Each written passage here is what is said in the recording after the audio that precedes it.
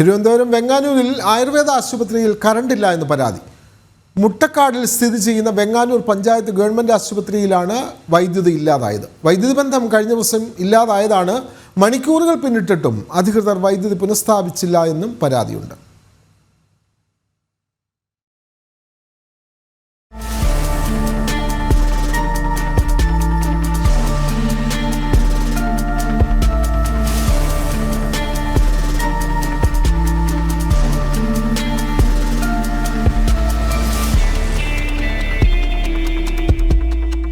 സ്ത്രീകളും പുരുഷന്മാരും അടക്കമുള്ള കിടപ്പ് രോഗികൾ ചികിത്സിക്കുന്ന ആശുപത്രിയിലാണ് കറണ്ടില്ലാത്തത്.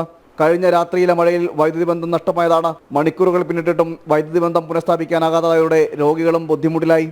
ഭയങ്കര ബുദ്ധിമുട്ടാണ്. രാത്രി ഉറക്കമില്ല. ഇപ്പോൾ കറണ്ട് പോയ വരത്തേയില്ല. ചെറിയൊരു കാറ്റടിച്ചാൽ മതി ഇവിടെ കറണ്ട് പോകാൻ. ഇന്നലെ രാത്രി 3 മണിക്ക് പോയതാണ്. ഇതുമായിട്ട് വന്നിട്ടില്ല.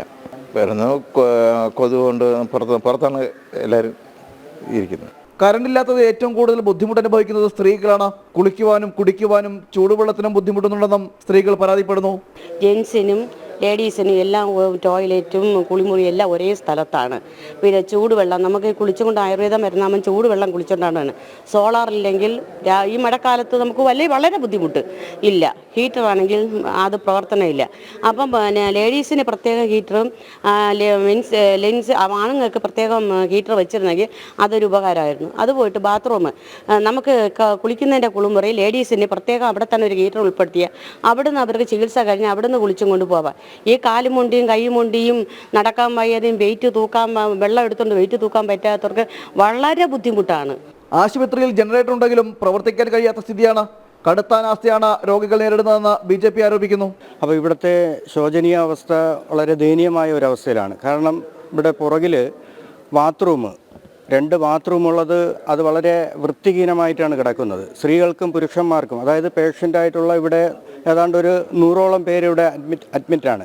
അവർക്ക് 100ഓളം പേർക്ക് കുളിക്കാൻ ഇവിടെ 2 ബാത്റൂമാണുള്ളത്. ആ 2 ബാത്റൂമിനകത്ത് കയറാൻ പറ്റാത്തൊരു കണ്ടീഷനിൽ കിടക്കുന്നത്.